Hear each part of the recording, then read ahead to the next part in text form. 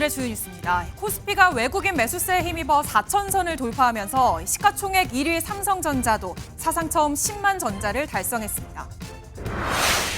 미국과 중국이 30일 정상회담에서 히토류 통제와 관세 유예를 맞바꾸는 방안에 합의할 거란 관측이 나오지만 한미 관세 협상은 이견을 좁히지 못하고 교착 상태에 빠졌습니다.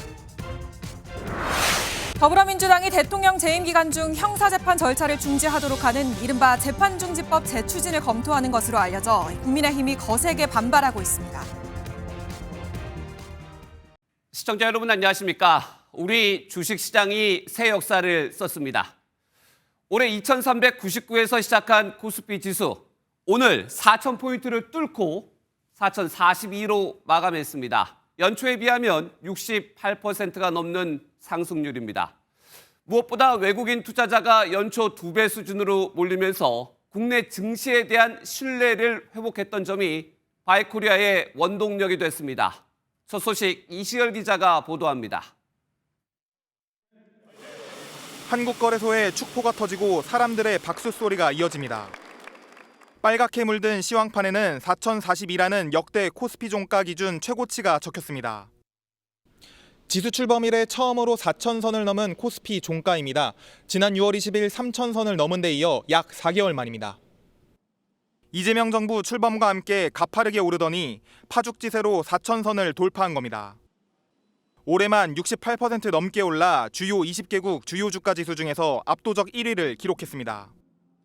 이제 코스피는 5천을 향해 가야 합니다. 코스피 4천은 이를 위한 새로운 출발선입니다. 반도체 투톱인 삼성전자와 SK하이닉스는 10만 전자와 53만 닉스를 돌파하며 견인차 역할을 했습니다. 외국인 투자자들은 이번 달에만 5조 원가량을 매수하며 4,000피 달성에 힘을 보탰습니다. 정부의 상법 개정을 통한 자본시장 활성화와 미국 증시의 불안정성 해소가 원동력으로 꼽힙니다. 트럼프발 관세 불확실성이 완화될 수 있다라는 기대감 역시도 한국 증시의 호재로 작용했습니다. 이젠 한국 증시 저평가라는 코리아 디스카운트에서 벗어나 전인 미답의 5,000피를 향한 새로운 출발점에 섰습니다. MBN 뉴스 이시열입니다. 들으신 대로 5천 시대가 꿈이 아니라는 기대감 커졌습니다. 정부도 시중 자금 흐름을 부동산에서 증시로 유도하는 분위기입니다. 하지만 과열 우려도 나옵니다. 또한 증시는 오르지만 상승 종목보다 하락 종목이 더 많다는 지적도 제기됩니다. 개선점은 뭐가 있는지 이혁근 기자가 취재했습니다. 주가 훈풍에 여당인 민주당에선 환호성이 터졌습니다. 지금 이 순간 대한민국 종합 주가 지수가 4천을 넘었습니다. 예. 주식시장에 더 많은 돈이 흘러들어가야 한다는 주장도 나왔습니다. 돈의 물줄기를 주식시장으로 바꿔서 경제 펀더멘탈을 강화하고 코스피 4천을 넘어서 코스피 5천 시대를 열어내겠습니다. 하지만 모든 종목의 주가가 뛴 건 아닙니다. 코스피 3천선을 돌파한 4개월 전과 비교해보면 주가가 오른 종목보다 떨어진 종목이 더 많습니다. 특히 엔터주와 건설주는 하락세가 두드러졌습니다. 한 엔터주 커뮤니티에선 이 불장의 파라타, 돈이 녹는다 등의 개인 투자자 한탄이 올라오기도 했습니다. 내 계좌는 오히려 마이너스다라는 분들이 왕왕 있거든요. 반도체에 편중되어 있는 상승이다 보니까 아무래도 이런 양극화적인 쏠림 현상이 전문가들은 기업들이 주주에게 배당을 늘리도록 정책을 펴야 주가가 단기 급등에 그치지 않고 상승 곡선이 이어질 거라고 조언했습니다. MBN 뉴스 이혁근입니다. 증시가 오른 건 미중 정상회담에 대한 기대감도 주요 원인입니다. 미중 양국은 무역전쟁의 확전을 피하기로 가닥을 잡았습니다. 오는 30일 정상회담서 히토류 통제와 관세 유예를 맞바꾸는 빅딜이 유력합니다. 워싱턴에서 강영구 특파원입니다. 미국과 중국 대표단이 말레이시아에서 이틀간의 협상을 마친 뒤 무역전쟁 휴전으로 가닥을 잡았습니다. And we covered a wide range of issues, and I think we've reached a substantial framework for the two leaders who will meet in Korea next Thursday. 핵심은 강대강 대결의 일시 중단입니다. 중국은 히토류 수출 통제를 1년 유예하고 미국은 100% 추가 관세를 철회하는 방향입니다. 또 중국이 미국산 대두를 포함한 농산물 구매를 확대하고 미국이 요구해온 펜타닐 원료 단속 협력에도 나서기로 했습니다. 芬太尼关税和芬太尼禁毒合作问题，进一步扩大贸易问题，美方301船舶 양국이 확전을 피한 것은 미국의 소비자 물가 상승과 중국의 경기 둔화라는 현실적 부담 때문입니다. 이번 합의로 미중 간 무역 불확실성과 공급망 리스크가 완화되면서 한국 기업들도 단기적으로 숨통이 트일 전망입니다. 6년 만에 마주하는 트럼프 대통령과 시진핑 주석의 한판 회담을 놓고 전 세계의 이목이 집중되고 있습니다. 워싱턴에서 MBN 뉴스 강영구입니다. 이처럼 미중 무역 갈등은 다소 완화될 거란 관측이 나오지만 한미 관세 협상 타결은 쉽지 않아 보입니다. 이재명 대통령은 우리는 일본과 다르다며 한미 관세 협상에서 여전히 모든 게 쟁점이라고 언급했습니다. 이어서 손한빛 기자입니다. 이재명 대통령이 블룸버그 통신과의 인터뷰에서 한미 무역 협상이 아직 교착 상태라고 밝혔습니다. 이 대통령은 한국은 일본이 아니다면서 우리에게 맞는 합리적인 결과를 도출할 것이라고 말했습니다. 이어 투자 방식과 규모, 시기 등 모든 것이 여전히 쟁점이라고 설명했습니다. 이 대통령의 발언은 도널드 트럼프 미국 대통령의 최근 발언과도 온도차가 큽니다. 트럼프 대통령은 지난 24일 관세 협상은 타결에 매우 가깝다고 전했습니다. 물론 이 대통령의 발언이 협상력을 높이려는 전략일 수도 있지만 에이펙 계획이 타결이 어려워진 분위기를 반영한 것이란 관측이 나옵니다. 특별하게 지금 에이펙을 목표로 두거나 지금 에이펙 계획에 있는 한미 정상회담을 목표로 두고 관세 협상을 하진 않았기 때문에 이 대통령은 아세안 정상회의 첫날 트럼프 대통령이 오는 만찬에 가지 않고 동포 간담회에 참석했는데 의도적 회피란 해석도 있습니다. 양측이 협상 막판 좀처럼 입장차를 좁히지 못하면서 한미 관세 협상이 에이펙 이후로 장기화될 수 있다는 전망도 나오고 있습니다. MBN 뉴스 손한빛입니다. 한미 관세 협상의 결과가 안개 속인 상황에서 이제 시선은 경주로 쏠립니다. 한미 정상회담의 결과가 그만큼 중요해졌습니다. 에이펙 현장 경주로 가보겠습니다. 강영구 기자, 지금 모습이 보이는 그곳 어디인가요? 네, 저는 지금 경주 보문단지 내에 마련된 MBN 특별 스튜디오에 나와 있습니다. 제 뒤로 보이는 이 건물, 이번 에이펙 기간 주요 일정이 진행될 화백 컨벤션 센터입니다. 신라시대 만장일치 협의체의 이름을 딴 화백 컨벤션 센터는 신라 누각을 형상화했고요. 외벽엔 천마가 비상하는 모습을 그려넣었습니다. 4천여 명의 내외신 기자들이 이용할 미디어 센터도 바로 옆에 자리하고 있는데 벌써부터 많은 취재진의 모습을 확인할 수 있었습니다. 정상회의는 오는 31일부터 시작되지만 참가국들은 경주선언 도출을 위한 외교전에 이미 돌입했습니다. 오늘 최종 고위관리회의를 시작으로 외교통상합동강요회의에 이어서 대망의 정상회의를 순차적으로 진행하게 됩니다. 미중 무역 갈등이 여전한 상황에서 합의문 도출이 쉽지 않을 거라는 전망도 있는 만큼 20년 만에 의장국을 맡은 우리나라의 역할이 어느 때보다 중요하다고 할 수 있습니다. 그래서일까요? 아세안 정상회의에서 귀국하는 이재명 대통령, 곧바로 경주로 향한다고요? 네, 그렇습니다. 이 말레이시아 쿠알라룸푸르로 향했던 이재명 대통령 오늘 밤 귀국합니다. 아세안 정상회의 일정을 모두 소화하지 않고 조기 귀국하는 건데 곧바로 내일 경주로 이동해 정상회의 상황을 최종 점검하게 됩니다. 정상회의만큼 관심을 모으는 게 주요국 정상들과의 양자 회담입니다. 올해 트럼프 대통령과 만나 관세와 안보 협상 등 산적한 과제들을 풀어야 하고요. 30일엔 다카이치 사나에 신임 일본 총리와 만날 것으로 예상됩니다. 에이펙이 끝나는 다음 달 1일엔 취임 후 첫 한중 정상회담도 예정돼 있습니다. 이 기간 부산에선 미중 정상회담이 예정돼 있고 북미회담 가능성도 배제할 수 없어 세계 이목이 한반도로 쏠릴 전망입니다. 지금까지 경주 보문단지에서 MBN 뉴스 강영호입니다.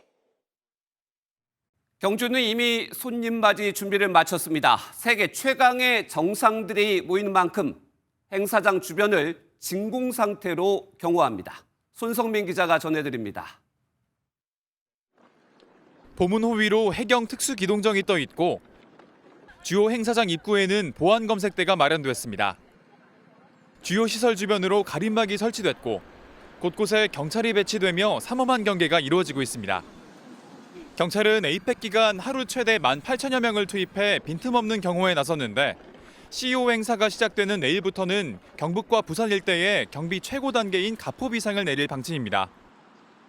군 당국도 경호와 순찰을 지원하기 위해 1,800여 명을 투입하고 공군 전력을 동원해 공중 대비 태세를 강화했다고 밝혔습니다. 행사 중심지는 경주 화백 컨벤션 센터로 정상회의와 주요 세션 대부분이 이곳에서 열릴 예정입니다. 화백 컨벤션 센터에서 불과 100m 거리에는 트럼프 미국 대통령이 머물 힐튼 호텔이 자리하고 있고 남쪽으로 약 7km 떨어진 곳에 시진핑 중국 국가주석의 숙소인 코오롱 호텔이 위치해 있습니다. 또 북서쪽으로 보문호를 따라 올라가면 다카이치 일본 총리의 숙소이자 에이펙 만찬장인 라한 셀렉트를 만날 수 있습니다. 한편 미중 정상회담은 경주가 아닌 부산에서 열릴 가능성이 높은데 오는 30일 김해공항 공군기지 내 나레마루가 회담 장소로 유력한 것으로 알려졌습니다. 민간 공항청사와 분리된 군 기지 내에 있어 보안 유지에 최적화된 장소라 양국 실무진 모두 선호한 것으로 전해졌습니다. MBN 뉴스 손성민입니다. 에이펙 정상회의가 열리는 경주에선 또 1500년 전 황금빛이 되살아납니다. 100여 년 동안 출토된 신라 금관 6점이 처음으로 한자리에 모였습니다. 그 빛의 현장, 심우영 기자가 다녀왔습니다. 높이 27.5cm, 아래로 늘어뜨린 드릭의 길이는 13에서 30.3cm. 신라 금관을 대표하는 황남대총 금관입니다. 1973년 발굴된 천마총 금관. 58개의 반달 모양 장식용 옥이 화려함을 더합니다. 머리띠 길이만 63cm, 무게 1.3kg으로 신라 금관 중 가장 크고 무겁습니다. 지름 15cm로 아이가 쓴 것으로 추정되는 이 금관은 1924년 경주 금령총에서 출토됐습니다. 신라 왕실의 권위와 위엄을 상징했던 금관과 금머리띠 12점이 104년 말에 한자리에 모였습니다. 국립중앙박물관, 청주박물관 등 여러 곳에 흩어져 있던 6점의 금관이 한 곳에 모인 건 이번이 처음입니다. 외국 정상들이 이걸 관람하고 세계에 이 관람하는 모습이 전파돼서 신라 금관에 대한 이미지가 세계화될 수 있도록 그렇게 노력하고자 합니다. 순금이 휘어질 수 있어 은을 섞은 신라 금관은 실제 왕이 썼는지 등 밝혀지지 않은 비밀이 많습니다. 신라 금관은 전통을 따르되 디자인 장인마다 그 독특한 파격을 제시했습니다. 주문자의 어떤 제안이나 제작자의 의도가 포함된 것이 아닌가.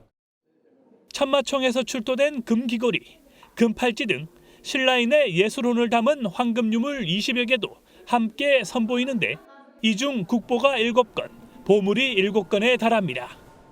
이번 특별전은 정상회의 기간 21개국 정상에게 먼저 공개된 후 오는 11월 2일부터 한 달간 일반 관람을 이어갈 예정입니다. MBN 뉴스 심우영입니다. 다음 소식입니다. 부동산 대책을 주도한 고위 관료들이 정작 자신들은 고가의 아파트를 보유한 것으로 나타나면서 내로남불 논란이 거셉니다. 증여가 아닌 집을 팔겠다고 뒤늦게 입장을 바꾸거나 평생 1주택자였다고 해명에 나서는 등 오늘도 쏟아지는 질문에 진땀을 뺐습니다. 홍지호 기자입니다. 서울 서초구의 400여 세대 아파트. 이찬진 금융감독원장은 대형 평수로만 구성된 이 아파트를 2채 보유하고 있습니다. 시세는 한 채당 20억 원대. 논란이 일자 지난 21일 국정감사에서 한 채를 정리하겠다고 했는데 매도가 아닌 자녀에게 증여였습니다. 오늘 진행된 종합감사에서는 내로남불이라는 야당의 질타가 이어졌고 이 원장은 결국 증여가 아닌 팔겠다고 밝혔습니다. 우리 젊은이들에게 또 마음의 상처를 준 부분에 대해서는 사과를 하셔야 된다는 생각을 하고. 제가 주택 한 채를 지금 그 부동산에 내놨습니다. 자녀들한테 증여나 양도하지 않고 처분하려고 하고 있습니다. 이혁원 금융위원장도 진땀을 뺐습니다. 2013년 재건축을 앞둔 서울 개포동의 한 아파트를 전세를 안고 대출까지 받아 매수해 갭투자 논란이 불거졌기 때문입니다. 이 원장은 해외에 나가 당시엔 실거주할 수 없었던 상황이었다며 실거주 목적의 1주택자임을 강조했습니다. 제가 평생 1가구 1주택, 주택 한 채였고요. 지금도 살고 있고 앞으로도 거기서 계속 살 예정입니다. 이 원장은 그럼에도 비상 상황을 막을 비상 조치가 필요했다고 다시 한번 밝혀 불붙은 민심은 쉽게 사그라들지 않을 전망입니다. MBN 뉴스 홍지호입니다. 이런 와중에 이재명 대통령의 40년 지기이자 정책 멘토인 이한주 민주연구원장의 사의 표명 소식이 전해졌습니다. 임기를 남기고 갑작스럽게 직을 내려놓은 건데 국민의힘은 그 배경으로 이 원장의 부동산 문제를 지목했습니다. 과거 다주택 투기와 편법 증여 의혹을 받은 바 있죠. 김태형 기자가 보도합니다. 이재명 대통령의 40년 지기로 기본소득 정책을 설계했던 이한주 민주연구원장. 지난해 4월 원장직에 임명돼 내년 4월까지 직을 수행할 예정이었지만 임기를 6개월 남겨둔 채 당에 사임하겠다는 뜻을 밝혔습니다. 이 원장은 MBN과 통화에서 대선을 치러냈고 국정기획위원회를 했으면 자신이 할 일을 다한 것이라고 사의 배경을 설명했습니다. 사의 표명의 원인은 개인적 계획입니다. 당에서는 후임 인사를 물색 중에 있다는 말씀을 드립니다. 반면 국민의힘은 최근 정부와 여당 인사들의 부동산 투기 의혹이 불거지는 시점에 비판을 피하려는 의도라고 공세를 폈습니다. 야당은 지난 6월 이 원장이 국정기획위원장을 맡을 때도 재건축 아파트 매입과 두 아들에게 부동산을 증여했다는 의혹을 제기했고 최근에도 부동산 을사오적이라고 꼬집었습니다. 소용돌이 치는 부동산 회오리에 말려들까 조마조마했던 것은 아닙니까? 이런 민주당식 내로남불 위선에 국민이 분노하는 것입니다. 하지만 이 원장은 야당의 공세와는 관련이 없다며 지난 8월 정청래 당대표가 당선됐을 때 이미 사의를 표명했었다고 설명했습니다. 이 원장은 또 내년 지방선거나 재보궐선거를 염두에 둔 거 아니냐는 해석에도 선을 그었습니다. MBN 뉴스 김태형입니다. 이렇게 정책 관련 인사들의 부동산 문제로 여권 내 곤혹스러운 상황이 계속되고 있습니다. 그러자 국민의힘은 부동산 대책을 철회하라며 공세 수위를 높였고 부동산 함구령을 내렸던 민주당은 무정쟁 주간을 갖자고 제안했습니다. 김민수 기자가 보도합니다. 국민의힘은 이재명 정부의 세 차례 부동산 대책이 집값을 잡기는커녕 국민의 분노만 키웠다고 날을 세웠습니다. 실수요자는 월세 세입자로 내몰리고 내 집 마련의 꿈도 좌절됐다고 비판했습니다. 대책 발표 열흘 동안 땜질 처방만 반복하고 있습니다. 이처럼 엉성한 대책과 적극적 대응으로 국민의 불신과 혼란만 더 커졌습니다. 극단적 수요 억제책인 11호 부동산 대책은 물론 실효성 없는 앞선 97 공급 대책도 전면 수정하라고 못 박았습니다.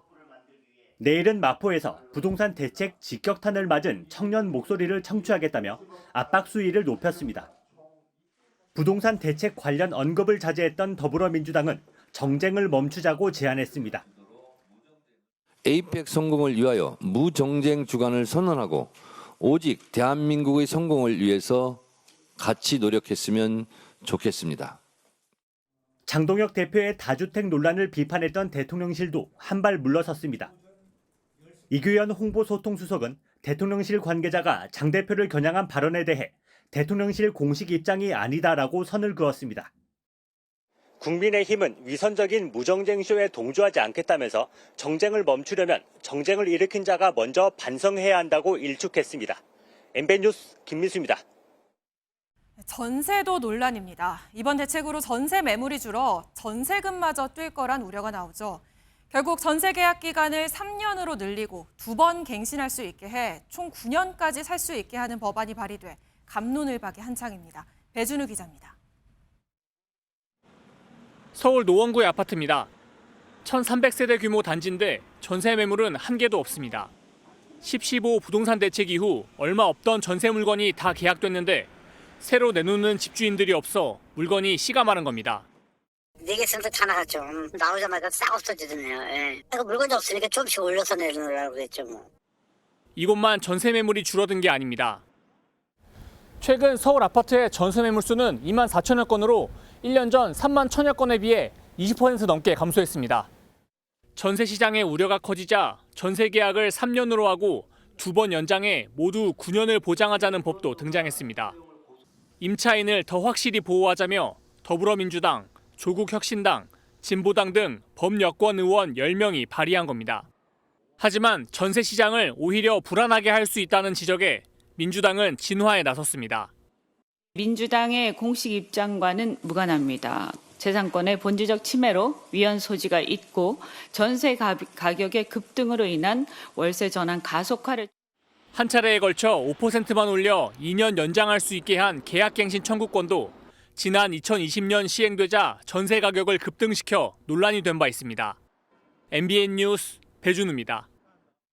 이번엔 캄보디아 사태 관련 소식입니다. 다음 달부터 캄보디아 현지에 한국 경찰이 직접 나서는 코리아 전담반이 가동됩니다. 이재명 대통령이 오늘 캄보디아 총리와 정상회담을 가졌는데 이 두 정상은 초국가 범죄 대응에 적극 협력하기로 했습니다. 표선우 기자입니다. 이재명 대통령이 캄보디아 훈 마네트 총리를 악수로 맞이합니다.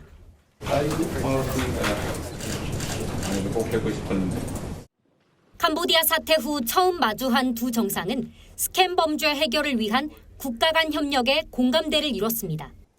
현재 이 스캠 범죄 때문에 우리 국민들 전체가 매우 예민한 상태인데 지금과는 다른 새로운 차원의 높은 협력이 이루어지기를 기대합니다. I would like to offer condolences for this unfortunate incident. Cross-border crimes, including drug, human trafficking, and scam online, is priority of the government of Cambodia. 회담 후 양국은 한국 경찰을 캄보디아 현지에 파견해 한국인을 전담하는 코리아 전담반을 가동하기로 합의했습니다. 코리아 전담반을 11월부터 가동키로 전격 합의하고 전담반 내에 한국 경찰 파견 규모 및 운영 방식을 빠른 시일 내에 확정하기로 합의했습니다. 이어진 한 아세안 플러스 3 정상회의에서도 이 대통령은 아세안 국가 국경을 중심으로 한 스캠 범죄 실태를 지적하고 국가적 협력을 거듭 당부했습니다. 이어 말레이시아 총리와의 회담을 끝으로 1박 2일간의 아세안 일정을 마쳤습니다.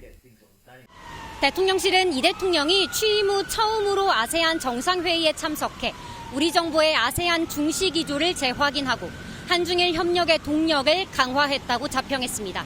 말레이시아 쿠알라룸푸르에서 MBN 뉴스 표선우입니다.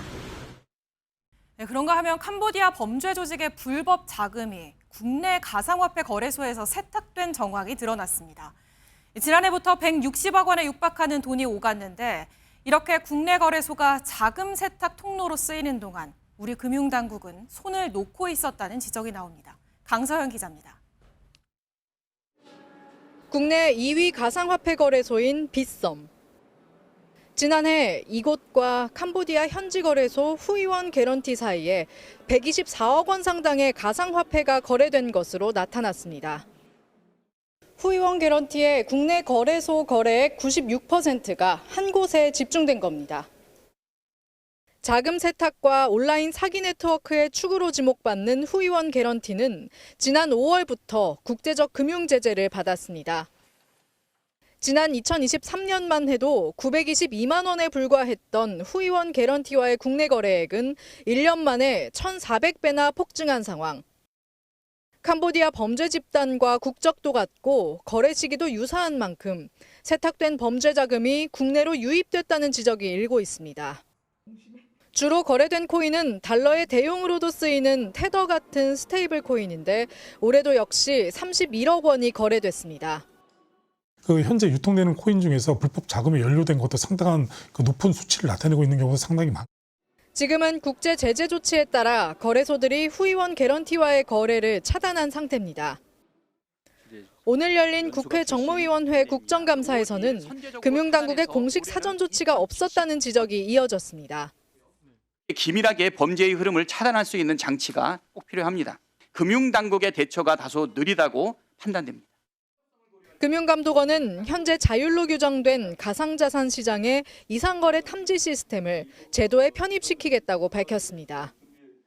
이런 가운데 주요 국내 시중은행들도 캄보디아 범죄 배후로 지목된 프린스그룹의 자금 911억 원을 예치해 14억 원의 이자를 지급한 것으로 드러났습니다. MBN 뉴스 강서영입니다. 민주당에서 이재명 대통령 당선 직후 속도 조절에 나섰던 대통령 재판 중지법을 다시 추진해야 한다는 목소리가 나왔습니다.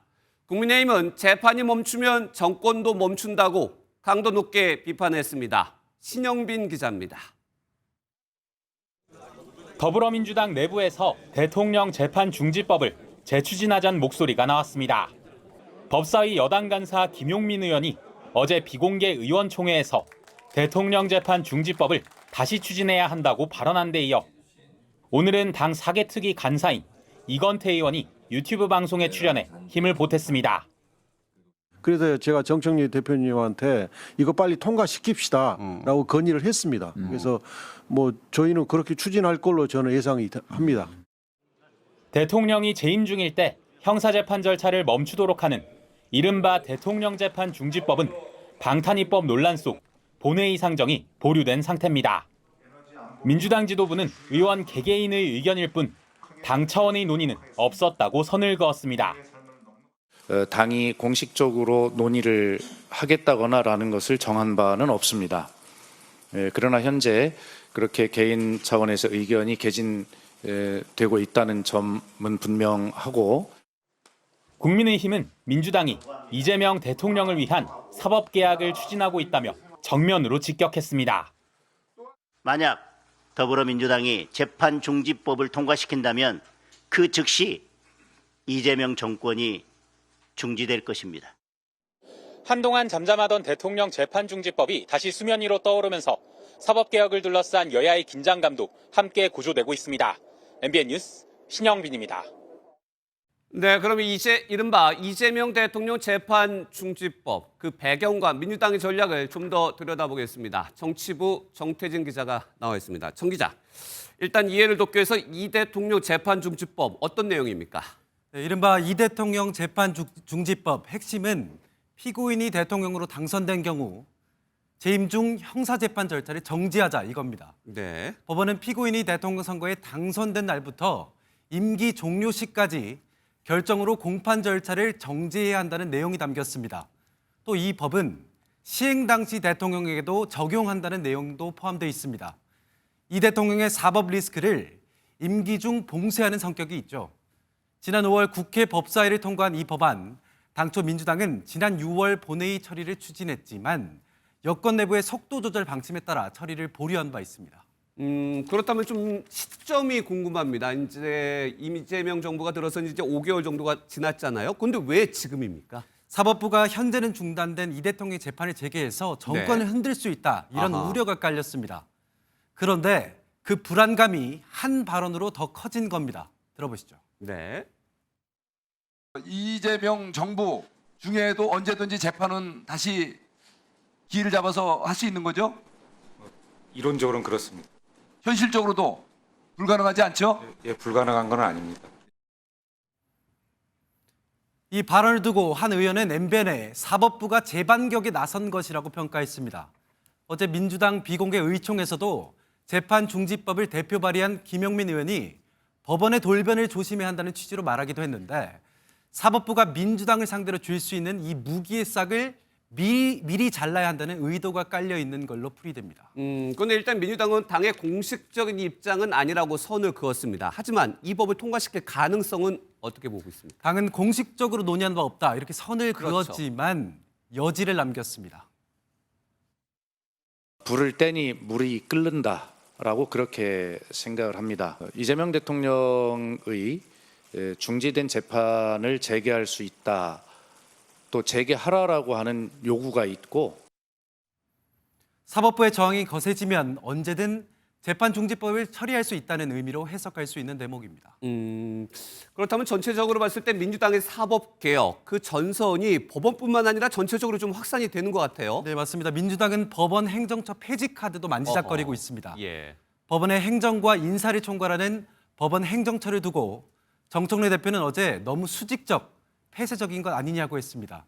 정 대표, 전현희 의원이 단장인 사법행정 정상화 TF 구성을 지시했는데 여기서 검토가 이뤄질 걸로 보입니다.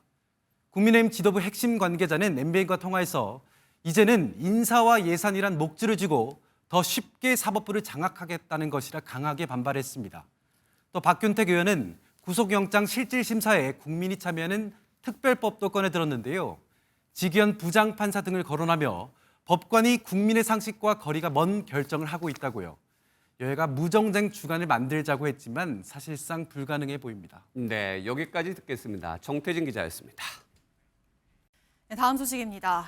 김건희 특검 수사팀장이었던 한문혁 부장검사가 파견 해제 후 감찰까지 받게 된 건 사건 관련자와 찍었던 술자리 사진 한 장 때문이죠.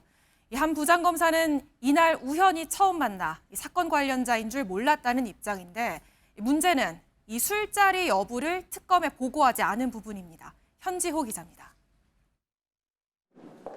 김건희 특검에서 도이치모터스 주가 조작 사건 수사팀장을 맡았던 한문혁 부장검사가 파견 해제된 이유는 2021년 찍힌 한 장의 사진 때문입니다.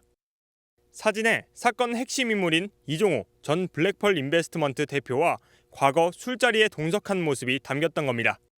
등장인물은 모두 5명입니다. 한 부장검사와 지인 최모 씨, 그 지인 2명과 이 전 대표입니다. 한 부장검사는 다른 사람 모두 최 씨의 지인이었고 그때 처음 만난 거라 설명했습니다. 사건 관련자인 줄 몰랐다, 알았더라면 자리를 떴을 것이라며 이상하다 생각했으면 사진을 왜 찍었겠냐고 토로했습니다. 김건희 특검 역시 만남 사실을 보고하지 않은 점 때문에 수사를 계속하기 어렵다 판단했다면서도 한 부장검사가 한 수사 자체는 문제가 없다는 입장입니다.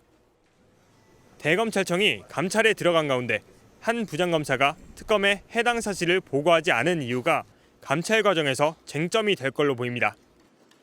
더불어민주당은 사진 제보자가 이종호 전 대표의 측근이라며 특검을 흔드는 시도라고 비판했습니다. 도이치모터스 주가 조작 사건을 꿰뚫고 있는 지난 5년간 꿰뚫고 있었던 한문혁 검사에 대해서 공격을 하는 거 보면 이 특검을 무력화시키려는 시도를 하는 것인데. 국민의힘은 직접적인 반응을 내놓진 않았지만 민중기 특별검사에 대한 수사가 필요하다고 강조했습니다. MBN 뉴스 현주호입니다. 네, 경찰이 공직선거법 위반 등의 혐의를 받는 이진숙 전 방송통신위원장을 다시 불러 조사했습니다. 이번이 3번째 조사인데요. 조사를 마친 이 전 위원장 측은 불필요한 조사였다며 경찰을 직권남용으로 고발할지 검토하겠다고 밝혔습니다. 김도현 기자입니다. 이진숙 전 방송통신위원장이 굳은 표정으로 경찰서를 빠져나옵니다. 이 전 위원장에 대한 경찰 조사는 지난 4일 석방된 지 23일 만으로 이번이 3번째입니다. 그동안 강제 수사가 부당하다고 주장했던 이 전 위원장은 이번에도 경찰이 권력의 도구로 사용됐다며 날을 세웠습니다. 지금 현재 대한민국은 대통령을 지지하거나 대통령 편에 서 있지 않으면 다 죄인이 되는 세상이구나. 정말 참담합니다. 이 전 위원장은 과거 유튜브 등에서 민주당을 비판하는 발언을 해 공무원의 정치 중립을 위반했다는 혐의를 받고 있습니다. 지난 2일 경찰에 전격 체포됐던 이 전 위원장은 법원에서 체포 적부심이 인용되면서 50시간 만에 석방된 바 있습니다. 이 전 위원장 측은 이번 조사에서도 경찰이 불필요한 질문만 반복했다며 직권남용죄 고발을 검토하겠다고 밝혔습니다. 중복된 질문들만 있었기 때문에 직권남용죄에 해당된다고 판단해서 일단은 고발을 적극적으로 검토할 예정이고. 이에 대해 경찰은 이 전 위원장에 대한 강제 수사가 적법했다고 거듭 진화에 나섰습니다. 박성주 국가수사본부장은 정례 기자간담회에서 통상적인 절차에 따라서 체포영장을 집행한 것이라며 문제가 없다고 해명했습니다. 경찰은 이진숙 전 방송통신위원장에 대한 진술을 분석한 뒤 추가 소환 여부를 결정할 방침입니다. MBN 뉴스 김도형입니다. 20대 대선을 앞두고 국민의힘은 당시 이재명 후보가 조직폭력배로부터 뇌물을 받았다며 편지를 공개한 적이 있습니다. 당시 조폭 조직원이 썼다는 편지가 진짜인지 논란이 일었는데 오늘 대검찰청 국감에서 조작이라는 내부 의견이 무시됐다는 논란이 일었습니다. 최희지 기자입니다. 20대 대선을 앞둔 지난 2021년 국민의힘은 당시 대선 후보였던 이재명 대통령이 조직폭력배에게 뇌물을 받았다고 주장했습니다. 조폭 조직원이 이재명 대통령에게 돈을 건넸다는 내용의 편지 2통을 공개했습니다. 이 지사 측에 내가 현금으로 준 건 7차례 정도, 10억 정도 다음 서신에 얘기해 줄게. 이런 얘기가 나옵니다. 당시 검찰은 대검찰청에 실제 조폭 조직원이 쓴 편지가 맞는지 감정을 의뢰했고 대검은 70일 만에 판단 불명 결론을 냈습니다. 그런데 대검 국정감사에 필적 감정에 참여했던 대검 공업연구사 A씨가 비공개 참고인으로 출석해 조작 가능성이 크다는 자신의 의견이 묵살됐다고 밝혔습니다. 위조됐다 이렇게 판단을 했던 거죠? 다른 사람의 필적일 가능성이 높음으로 판단을 했습니다. 네. 이에 여당은 여론 조작이었다고 목소리를 높였고 야당은 수사를 왜 뒤집으려 하냐고 반발했습니다. 이것만 보더라도 그 자체로 조작된 것을 알 수 있어요. 민주당에서 완전히 다 조작 수사다, 날조 수사다 이렇게 지금 뒤집으려고 하는 것에 대해서 검찰 수장으로서 어떤 소회를 가지고 계십니까? 노만석 검찰총장 직무대행은 국제 기준과 원칙에 따랐다는 원론적인 답변을 내놨습니다. MBN 뉴스 최희지입니다. 아프리카에 우물을 만들고 난민 어린이를 돕는 줄 알고 기부했던 돈이 테러 자금으로 쓰였다면 어떠실까요? 놀랍게도 실제로 벌어진 일입니다. 자선단체로 위장해 기부금을 모아서 테러 단체를 지원한 우즈베키스탄인이 구속됐습니다. 이재호 기자가 보도합니다. 외국인들이 주축이 된 자선모금 축구대회 영상입니다.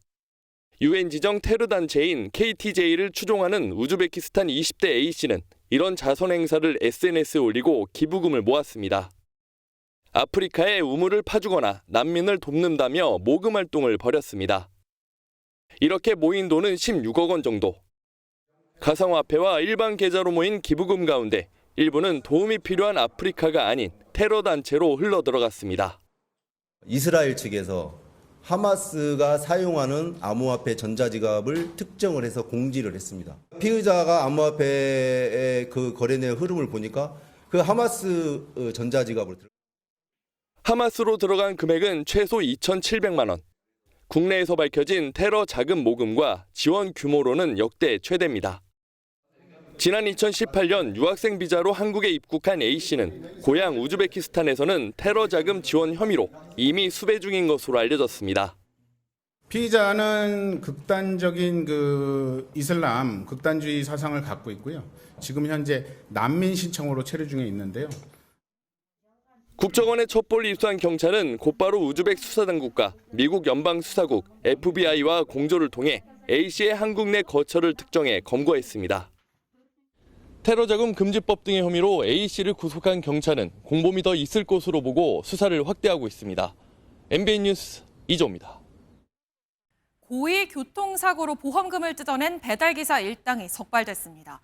2인 1조로 짝을 지어 피해자와 가해자 역할을 해왔는데 이렇게 받아낸 돈이 5천만 원에 달합니다. 추성남 기자입니다. 경기도 남양주의 한 마트 주차장입니다. 검은색 승용차 뒤로 배달 오토바이 한 대가 따라 들어옵니다. 승용차가 주차하려고 멈춰섰는데 오토바이는 주차 공간을 가로막고선 움직이지 않습니다. 결국 승용차는 주차를 시도하다 오토바이와 부딪혔고 배달기사는 바닥으로 나뒹굽니다. 언뜻 보면 단순한 접촉사고 같지만 오토바이와 승용차 운전자가 사전에 공모한 고의 교통사고였습니다. 34살 손모 씨 등 오토바이 배달기사 11명은 지난해 11월부터 남양주 일대에서 이런 방식의 고의 사고를 계획하고 실행에 옮겼습니다. 모두 14차례에 걸쳐 일부러 사고를 내 보험사로부터 5천만 원을 받아 챙겼습니다. 사고 때마다 이미 파손된 휴대전화를 보험사에 제시해 700만 원의 수리비도 받았습니다. 범행은 오래가지 못했습니다. 고의 사고를 의심한 경찰이 당시 영상과 보험사에 청구한 휴대전화 식별번호를 확인하면서 꼬리가 잡힌 겁니다. 단기간에 비슷한 유형의 사고가 자주 발생되었다는 것에 일단 의심이 되었고, 그 사고로 인해 파손되었다는 휴대전화 식별 번호를 확인해 본 바 피의자의 것과 다른 것이 확인되어 경찰은 보험 사기는 단순한 교통상의 위험을 넘어 보험료 인상을 초래하는 사회적 범죄라며 강도 높은 수사를 이어가겠다고 밝혔습니다. MBN 뉴스 추성남입니다. 회사 냉장고에서 과자를 꺼내 먹은 혐의로 벌금 5만 원의 유죄 판결을 받은 초코파이 절도 사건 기억하실 겁니다. 고작 1,050원어치 과자 때문에 재판까지 받아야 하느냐 이런 질타가 쏟아졌는데요. 검찰이 오늘 이번 기소가 적절했는지 시민 의견을 들었습니다. 강세훈 기자입니다.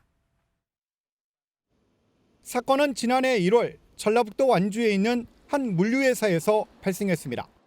하청업체 직원 A씨가 사무실 냉장고에서 1,050원어치 초코파이와 커스터드 과자를 꺼내 먹은 게 발단이었습니다.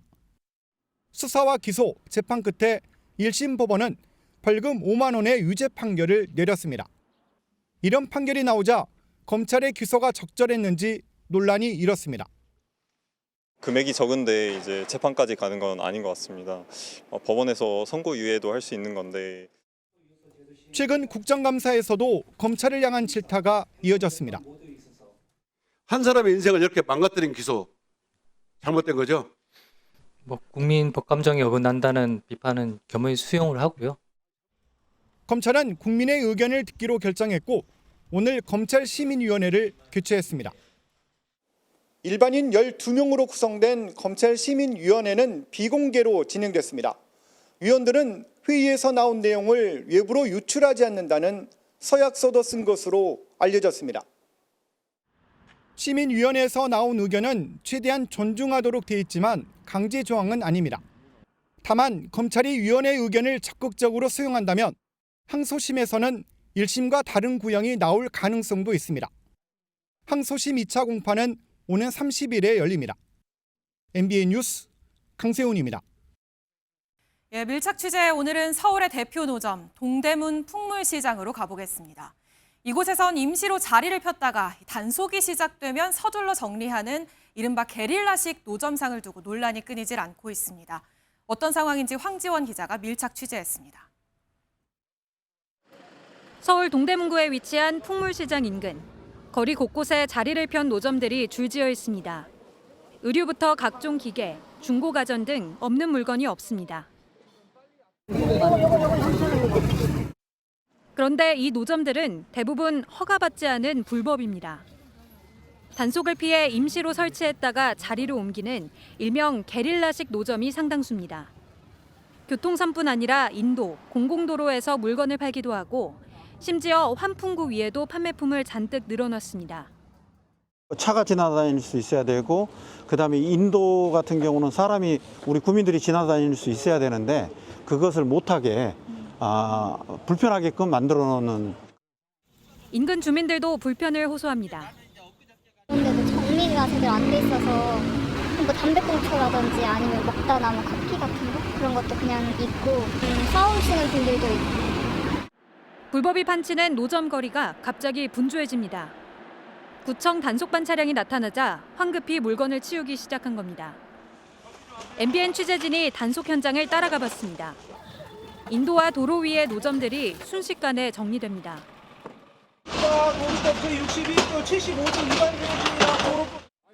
강제 수거가 시작되자 실랑이가 이어집니다.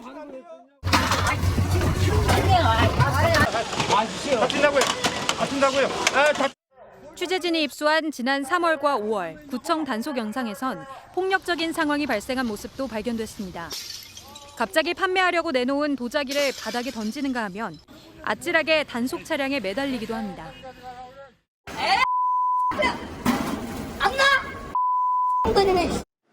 하지만 단속의 효과도 잠깐입니다. 단속반이 떠난 지 3시간쯤 지나고 다시 나와봤는데요. 노점상들은 아무 일도 없었다는 듯 하나둘 돌아와 장사를 이어가고 있습니다. 단속반이 온종일 있을 수 없다 보니 눈치를 보던 노점상들이 자리를 정리했다가 다시 돌아오는 술래잡기가 되고 있습니다. 취재진이 만난 일부 노점상인들은 생계 때문에 어쩔 수 없다고 토로합니다. 살기도 어려운데 일을 하는 걸 그걸 물건을 뺏어 가져가고 일도 안 하면 여기 어디 살 거냐고. 서울 동대문구청은 위법 행위를 그대로 둘 수 없는 만큼 올해 연말까지 집중 단속과 강제 수거를 이어갈 계획이라고 밝혔습니다. 하지만 계속되는 단속 못지않게 실질적인 대책 역시 고민해야 한다는 지적도 나옵니다. 밀착 취재 황지원입니다. 예, 오늘 아침 겨울 외투 꺼내신 분들 많으실 텐데요. 오늘 날은 맑았는데 기온은 겨울이 찾아온 듯 추웠습니다. 이렇게 날이 맑으면 다음 날 기온은 더 떨어질 수 있다고 하는데요. 왜 그런지 강세현 기자가 취재했습니다. 아침 출근길, 칼바람에 목도리로 얼굴을 싸매고 커다란 모자도 눌렀었습니다. 월요일 추위가 급습하자 직장인들은 옷차림을 바꿨습니다. 갑자기 좀 추워져서 감기가 걸려서 좀 코트랑 패딩 다 꺼내서 상하이도 다 바꾸고. 서울 공식 관측 지점의 최저 기온은 3.7도를 기록했고 은평구는 0도 아래로 내려갔습니다. 인터뷰를 하는 시민의 안경에 김희설일 정도였습니다. 날씨가 갑자기 너무 추워졌어요. 기온이 뚝 떨어져가지고 겨울 같아요. 오후 들어 햇살이 내리쬐지만 기온은 크게 오르지 못했습니다. 구름 한 점 없이 맑은 날씨는 오히려 기온을 낮추게 됩니다. 해가 지고 밤이 되면 지표면에서 열이 적외선 형태로 방출됩니다. 이때 하늘에 구름이 있으면 적외선을 흡수했다가 다시 내보내 기온 하강을 줄여줍니다. 반면 이렇게 구름이 없으면 적외선은 그대로 우주로 방출되고 밤새 기온은 큰 폭으로 떨어집니다. 이른바 복사냉각이 일어나는 겁니다. 내일 서울은 2도까지 내려가고 파주는 영하 2도, 철원은 영하 4도까지 떨어질 전망입니다. 안동, 영천 등 경북 내륙엔 한파주의보까지 발표됐습니다. 밤사이 복사냉각까지 더해져 화요일 전국 대부분 지역의 아침 최저 기온이 5도 이하를 보이는 등 월요일보다 1에서 5도가량 더 떨어져 춥겠습니다. 이번 추위는 수요일부터 차차 물러날 전망입니다. MBN 뉴스 강세현입니다. 얼마 전 인도에서 버스와 오토바이가 충돌해 적어도 25명이 숨지는 참사가 발생했었는데 조사 결과가 기가 막힙니다. 사고를 낸 오토바이 운전자는 음주 상태였고 버스 기사는 불법으로 면허를 취득한 것으로 드러나면서 화를 키웠습니다. 이동현 기자가 보도합니다. 휘청대는 오토바이 한 대가 주유소를 빠져나갑니다. 잠시 뒤 버스 한 대가 활활 타오르며 검은 연기를 뿜어냅니다. 현지 시각 24일 인도 남동부 안드라프라데시주에서 승객 40여 명을 태운 버스가 오토바이와 충돌하면서 연료통이 폭발한 겁니다. బెంగళూరులో ఒక job interview purpose మీద నేను బెంగళూరుకి వెళ్తుంటాను. Night around 2:45కి బస్సులో మంటలు రావడం స్టార్ట్ అయినాయి. 앙상하게 뼈대만 남은 버스는 처참했던 순간을 그대로 보여줍니다. 이 사고로 오토바이 운전자를 포함해 최소 25명이 목숨을 잃었습니다. 사고를 낸 오토바이 운전자는 당시 술에 취한 상태였던 것으로 드러났습니다. 그런데 버스 운전자도 경찰에 체포됐습니다. 인도에서 버스 운전면허를 취득하려면 최소 8학년까지는 마쳐야 하는데 이 운전사는 5학년까지만 마친 상태에서 가짜 학력 증명서로 면허를 딴 게 들통난 겁니다. 더욱이 버스는 불법으로 개조된 상태였고 비상탈출용 망치 하나조차 없었던 것으로 알려졌습니다. 사고 발생부터 피해 대처까지 총체적 인재가 피해를 키웠다는 지적이 나옵니다. MBN 뉴스 이동현입니다. 이번 주 트럼프 미국 대통령과 김정은 북한 국무위원장의 만남 성사 여부에 전 세계가 집중하고 있습니다. 트럼프 대통령은 오늘도 만나고 싶다며 구애의 손길을 내밀었고 북한에서도 판문점 주변을 정비하는 것으로 알려졌습니다. 윤지원 기자입니다. 지난 2019년 6월 판문점 북미 회동은 트럼프 대통령의 제안으로 32시간 만에 성사됐습니다. 이번에도 트럼프 대통령은 대화의 손길을 내밀고 있습니다. 지난 24일 말레이시아로 향하는 전용기 안에서 회동 의사를 피력한 데 이어 I'm open to it. I had a great relationship with him, and he probably knows I'm coming. Right? 오늘 일본으로 가는 기내에서도 만날 수 있으면 기꺼이 만날 것이라면서 필요하다면 아시아 순방 일정을 연장할 수도 있다고 밝혔습니다. 관건은 북한이 응할지입니다. 현재로서는 별다른 반응이 없는 데다 북미 협상의 키맨 최선희 북한 외무상이 러시아와 벨라루스를 순방하면서 만남이 어렵다는 관측이 우세합니다.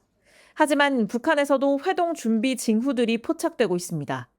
정동영 통일부 장관은 올해 들어 처음으로 판문점 북측 지역에서 미화 작업이 진행됐다고 밝혔고 지난주부터 북한이 평양과 개성을 잇는 고속도로를 통제하고 보수 작업을 진행하는 것으로 알려졌습니다. 이건 깜짝 회동이고 포괄적인 합의가 나오기 어렵거든요. 최선희가 없어도 김성남 국제부장이나 외무성 대미라인을 통해서 충분히 소화가 가능하다. 이런 가운데 트럼프 일기 때 북미 정상회담 등 대북 협상 실무를 맡았던 케빈 김이 트럼프 대통령 방한 직전 주한 미국 대사대리로 임명됐습니다. MBN 뉴스 윤지원입니다. 일본에선 다카이치 새 총리에 대한 기대감이 커지면서 70%대 지지율을 보이고 있습니다. 다카이치 총리는 내일 트럼프 대통령과 미일 정상회담이 있어 외교 시험대에도 오를 전망입니다. 강재묵 기자가 전해드립니다. 아베 계승자를 자인하며 취임 초 강경 보수 행보를 이어가는 다카이치 사나의 일본 총리 인기가 심상치 않습니다. 한 여론조사에서 74%의 높은 지지율을 기록한 건데 전임인 이시바 내각 출범 당시와 비교해도 23%포인트 높은 수치입니다. 특히 30대 이하 연령층에서는 81%라는 압도적인 지지율을 보였습니다. 다카이치 총리가 내세운 강한 일본에 대한 일본 시민들의 기대감이 반영됐다는 분석입니다. 강하게 추진해 나가려고 하는 것들 그리고 무언가 변화가 있을 것 같다라고 하는 기대 심리가 반영되어 있을 거라고 생각이 듭니다. 미일 정상회담을 앞둔 다카이치 총리는 이 기세를 몰아 외교 시험대에서도 아베 계승자로서의 이미지를 강조했습니다. 트럼프 대통령과의 첫 통화 내용을 전하며 트럼프 대통령이 나를 아베가 주목하던 정치인이라고 말했다고 설명했습니다. 트럼프 대통령도 기대감을 드러냈습니다. But she was a very, very close ally and friend of Prime Minister Abe, and he was one of my favorites. He was a great man. 내일 회담에서 미국과 일본 두 정상이 관세 협상과 방위비 증액, 중국에 대한 대응 등을 놓고 한층 더 밀착할 것이란 전망이 나옵니다. MBN 뉴스 강재묵입니다. 앞서 주식시장에서 삼성전자가 사상 처음 10만 원을 넘었는데 마침 오늘이 이재용 회장의 취임 3주년이었습니다. 큰 행사는 없이 조용히 보냈지만 이 회장이 그리는 뉴 삼성에 관심이 쏠렸습니다. 정설민 기자입니다. 10만 2천 원. 삼성전자가 2018년 액면 분할 이후 처음으로 10만 전자의 벽을 깼습니다.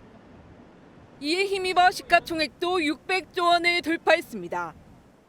마침 이재용 회장이 취임 3주년을 맞은 날과 겹치면서 상징적인 의미를 더했습니다. 제 어깨가 많이 무거워졌습니다.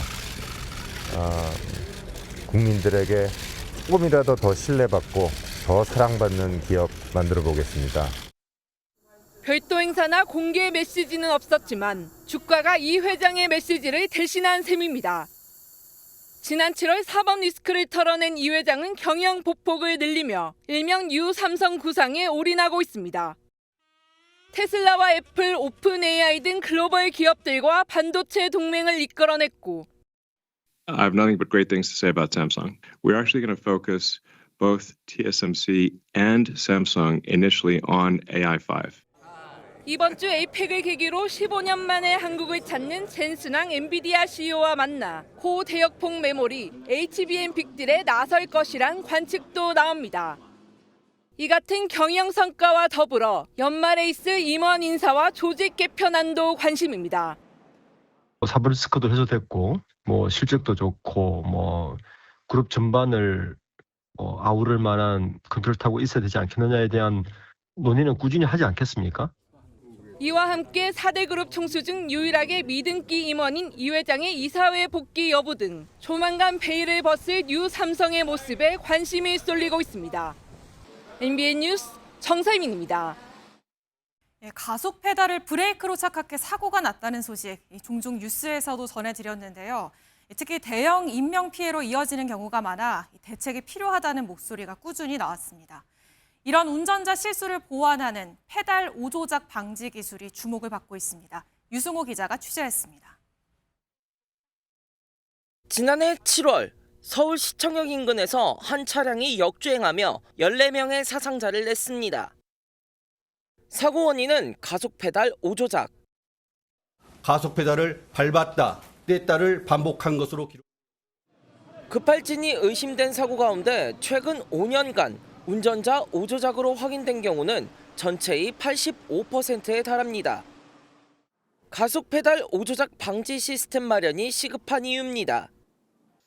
현대차는 지난해 소형 SUV에 처음으로 이 기술을 도입했는데 주행 중 전방 장애물을 감지하면 가속 페달을 밟아도 더 속도가 올라가지 않아 충돌을 막아주는 시스템입니다. 패밀리카 모델인 EV5에는 실수로 차량의 가속 페달을 끝까지 밟더라도 차량을 안정적으로 제어할 수 있는 기술이 새롭게 적용됐습니다. 일본은 오는 2028년까지 모든 신차에 페달 오조작 방지 장치 장착을 의무화했고 기존 차량도 시중에서 60만 원 정도에 구매해 장착할 수 있습니다. 신차 가격의 1% 정도면 무고한 희생을 방지할 수 있다는 얘기입니다.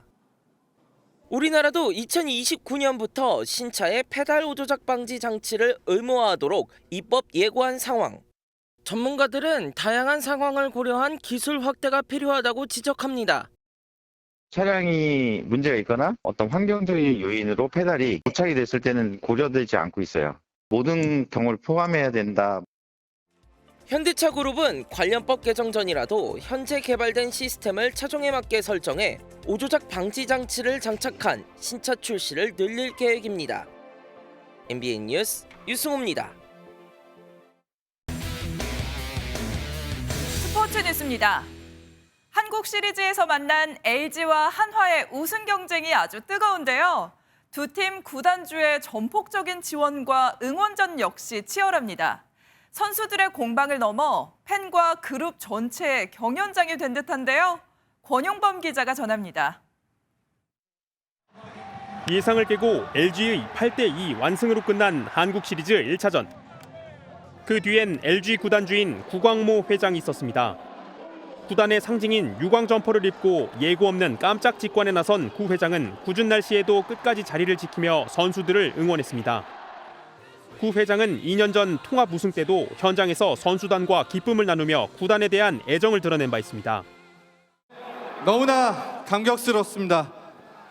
세계 최고의 무적 LG 팬 여러분, LG 트윈스가 29년 만에 드디어 우승했습니다. 1차전에선 패배했지만 한화의 김승현 회장 역시 야구 사랑에 관한 한 둘째가라면 서러울 정도입니다.